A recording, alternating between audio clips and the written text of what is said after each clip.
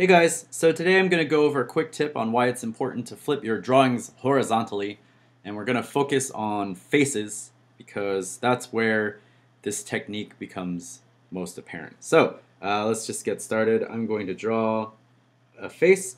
Now I am using Photoshop for this demonstration because it's easier to just fire up instead of setting up a video camera on my drawing desk in real life. But this technique is not Photoshop specific, so I don't want you guys to, get hung up on what brush are you using or what are your layer settings and all that kind of stuff. That's not important for this particular demonstration here.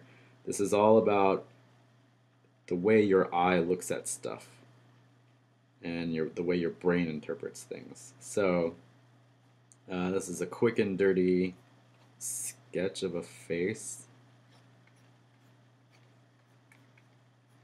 Do the mangified hair because hair.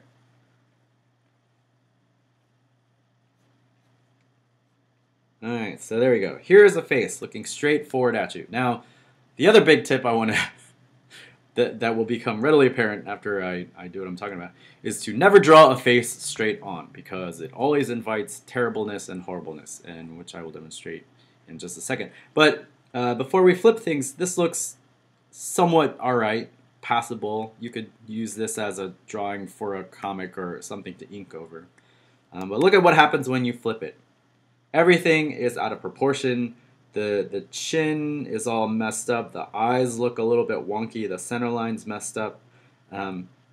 Now, it's true that not every face is symmetrical. And actually, when you see really good digital sculptors, when they sculpt a face, at some point, they work symmetrically because it's easier to build up forms that way. But at some point in the sculpture, when it comes to detailing, they'll turn off symmetry and work things asymmetrically because in nature, very few things that happen in naturally are symmetrical. If it's a man-made object, sure, we got symmetry everywhere. But if it's something natural like a character or skin or a face, there's some built-in asymmetry. So when digital sculptors do that, they're trying to mimic real life. Us cartoonists, we should try to strive for symmetry as often as possible, or just make things look like they're in proportion. So the face, my faces tend to be too skinny on one side, so I want to kind of build this out, and the chin definitely gets shortchanged a little bit. So I want to fix this chin here, make it a little bit more even. Those eyes are terrifyingly terrible. The neck is also leaning to one side.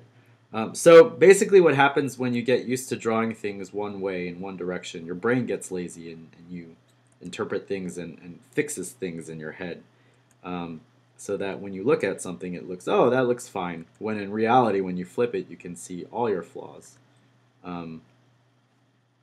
So that's another reason why you should never draw something head on, because the horribleness is a little bit easier to hide when you do like a 3/4 perspective or you know. So let's fix this eyeball a little bit.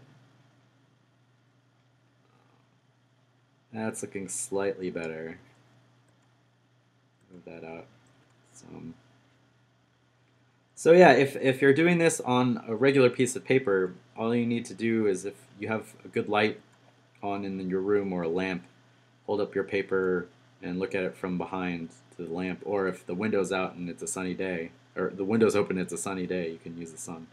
But yeah, this is a very good technique to kind of quickly spot check to see if your proportions are correct or if things are looking good. This is looking a little bit better, so let's flip it around.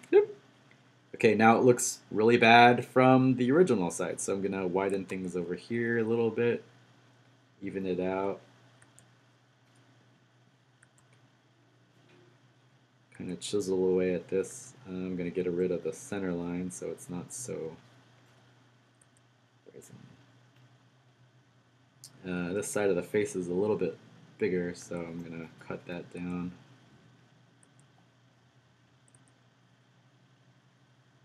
Alright, the neck is alright. And let's flip. So that's a little bit wonky, so let's continue to refine this. The size is still not even. Shave that down a little bit. Flip, flip, flip. Kind of looks almost like a different person when you flip it. All right, so you can keep refining as much as you like to get it to look as even as possible between the flips. It's not necessary, but I could keep going and make this a little bit more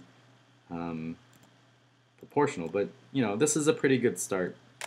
I will do another version where you do where it's easier to hide. So let's try a 3/4 perspective. All right, so. And this is basically how I start. Face is just a lump.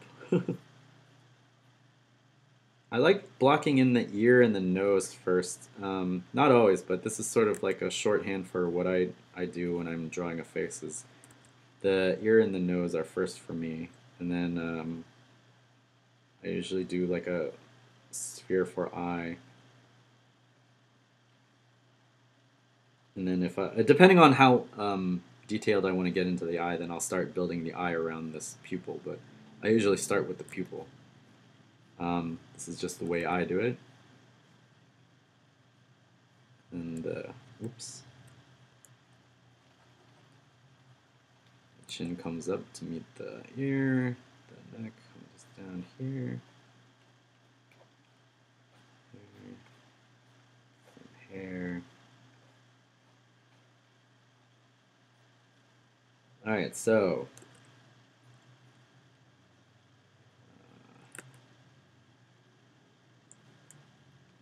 let's flip this. All right, so you notice there's a big lump on the head.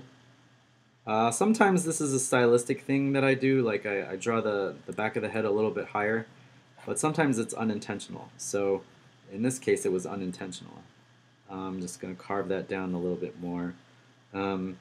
You can also see that the back eye is a little bit higher than the front eye, so I'm going to move that down a little bit.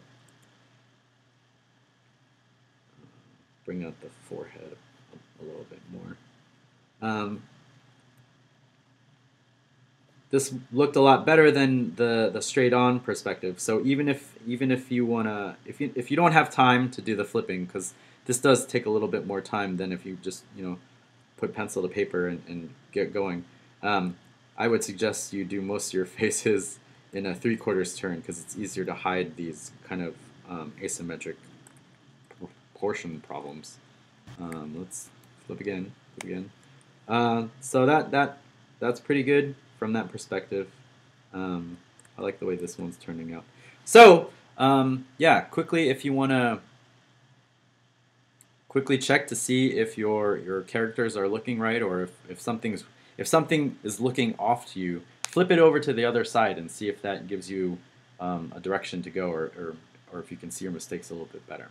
And that's all I have for today. Thanks for tuning in, and hope you got something out of this. Oh, and if you have any quick tips for fixing proportions and things like that, leave a comment in the comment field wherever you find this. All right, we'll check you later. Thanks.